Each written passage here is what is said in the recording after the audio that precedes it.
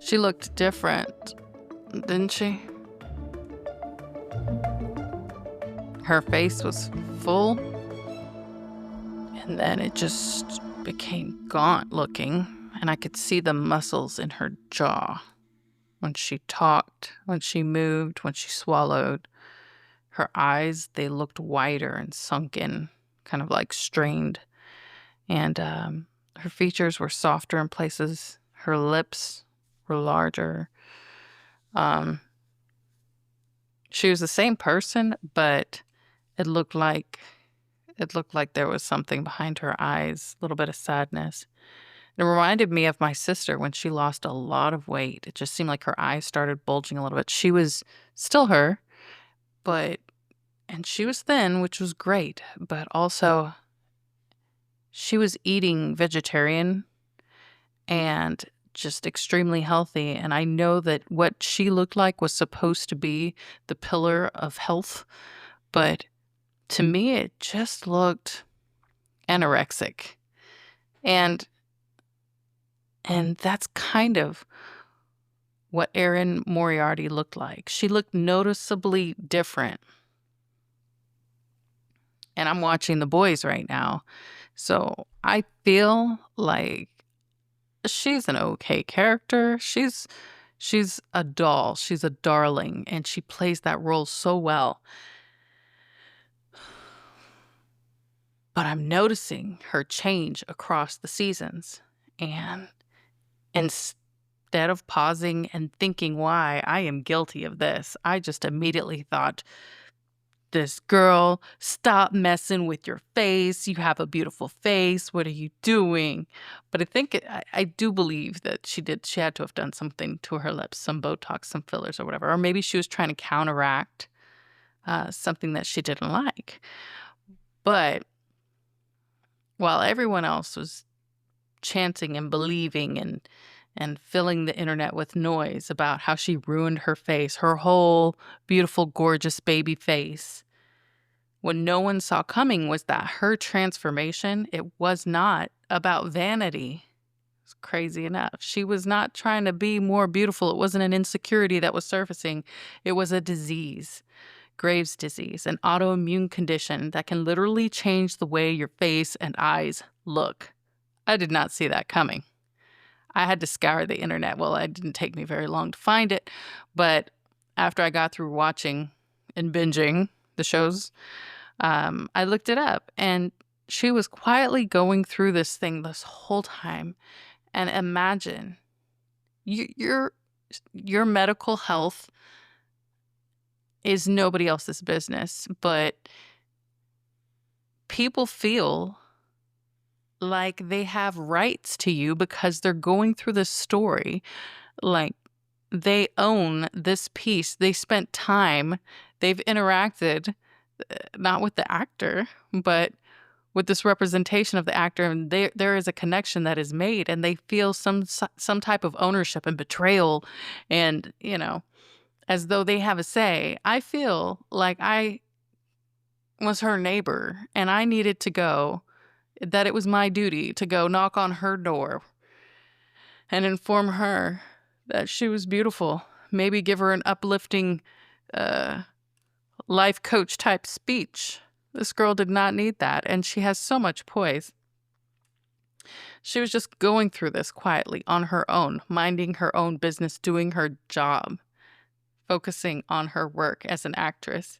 So yeah, she looks different now. She was fighting for her life. And people judge those symptoms before they even ask about the cause. Again, shame on me. So you never know what someone is fighting. And then today, every day is a struggle. Everybody's going through something in their own special way, and I get it. Everybody's world is unique to them. And of course, the things that seem small to you, or maybe to others, are larger because that is your world. And your world is everything. You're the one living in it. You are the star of your own show, whether people want to admit it or not. The captain of your own ship. So I spoke to my sister today. Again, everyone's going through something. And, every time I talk to her, she's so tired. And we're working on this thing. This is the thing, by the way. We're working on this conversation, this elongated conversation to where I want to document the days as they go by. It's like a living diary, and I'm inviting you in it. And I'm saying, come sit down, share some tea with me, maybe a little bit of bread and butter. What do you feel like? Are you a seaweed kind of person? Do you like some toasted seaweed? Is what's in the cabinet. That or Ritz crackers. So, you're going to have to pick. Maybe you like some Gatorade. Maybe you want a Sunny Delight. Unfortunately, I have kids. Fortunately, I have kids type foods.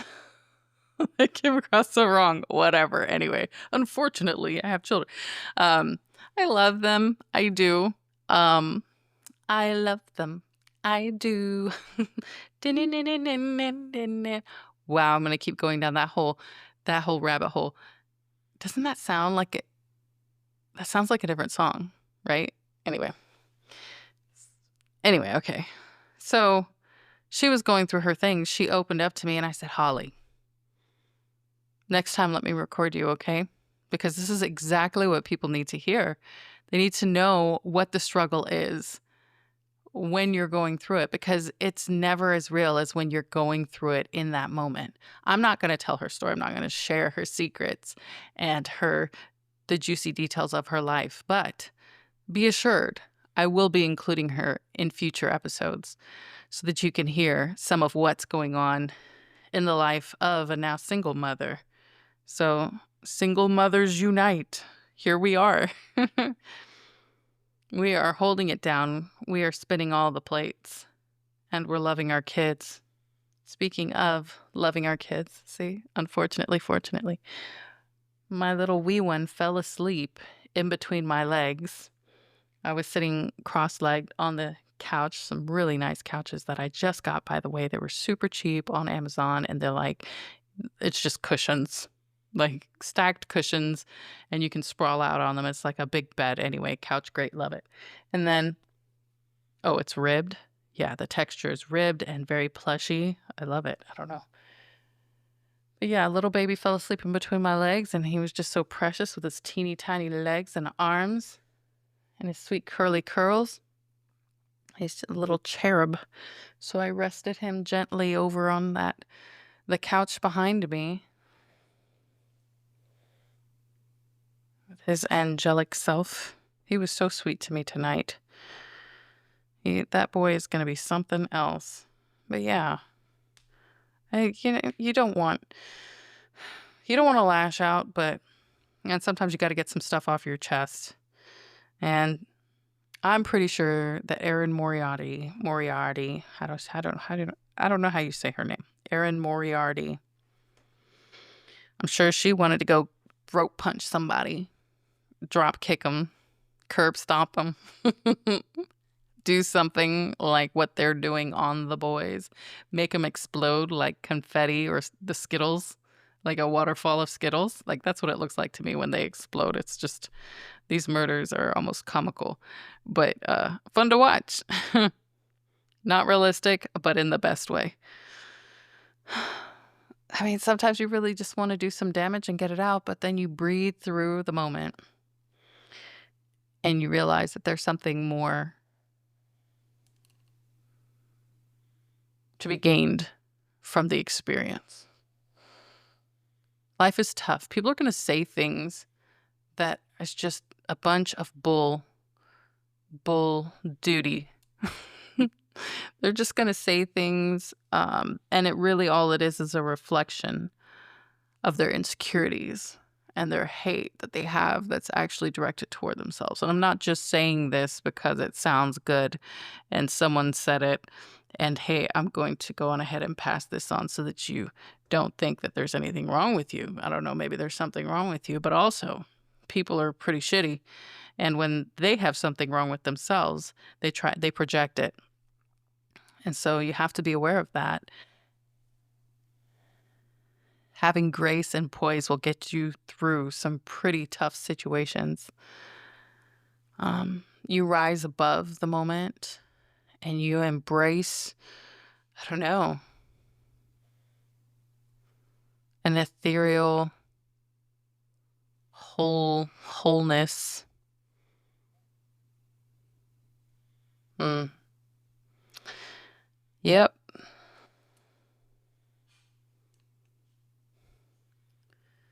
So at work today, I opened up my email and there was a whole lot of finger pointing.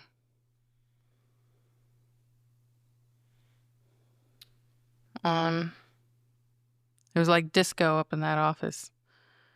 People get these wild hairs, man, and if you are not present to defend yourself, they just run amok and they'll just go on, and instead of taking onus of what is or their responsibility and they did not complete, they choose or opt to point fingers and throw blame.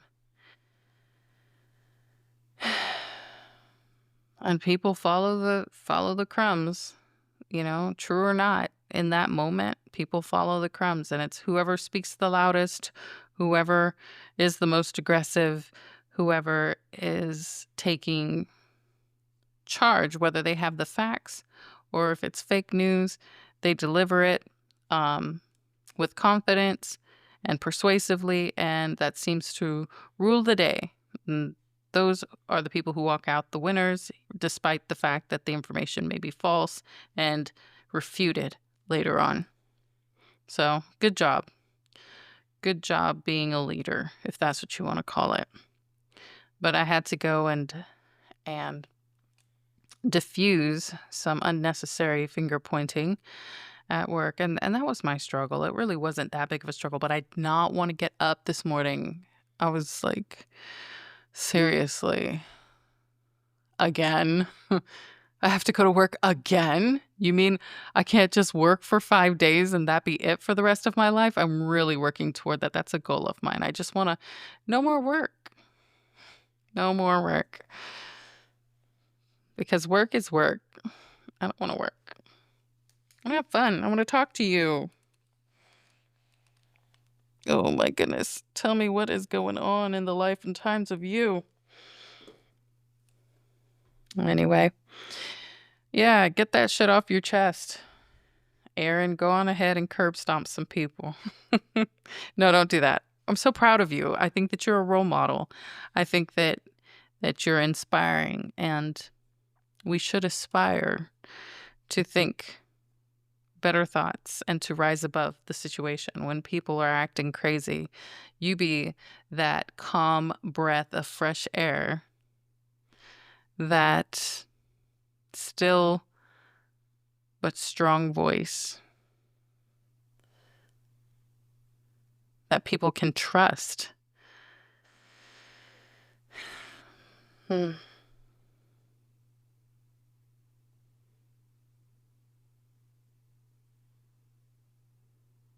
Yeah. People are hypocrites. So don't always believe what you hear, and definitely don't stay on social media. You'll end up suicidal. Don't, you take all that stuff with a grain of salt, and then,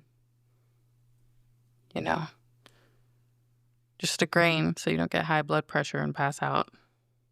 Any more would be undignified. Just a grain.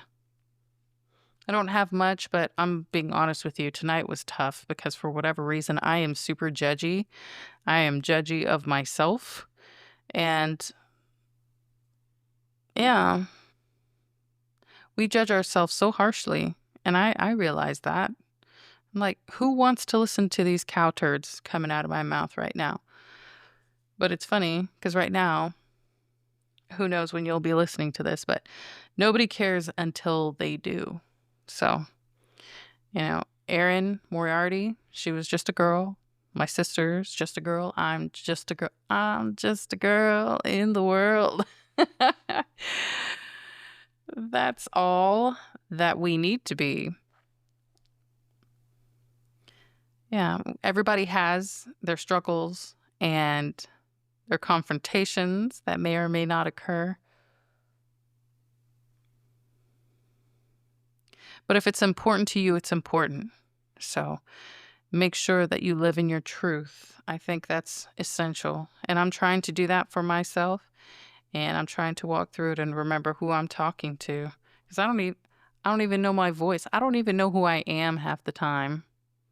And then I was watching The Boys, and Erin Moriarty, Starlight, got into a fight with Shifter. This is, I don't know, whatever the last season is. I haven't seen the most recent one. It's 2024. So I'm still waiting on the newest season to come out. I'm all caught up. I'm ready. I'm ready for the drop. But yeah, she was fighting with a shifter, and the shifter said, I don't remember what the shifter said, but she said, I don't know who I am, and blah, blah, blah, but I'm the girl that's beating your ass right now, or something like that. And I was just like, oh my God, that was so real. Damn straight. I don't know who I'm going to be. I don't know who I am right now. Sometimes I don't recognize myself in the mirror, but I'm doing this and it's happening now. So get it off your chest and move on. Move forward. This is the way forward, and you're listening to your host, Better Moody. Thank you. I finished another episode, and good night.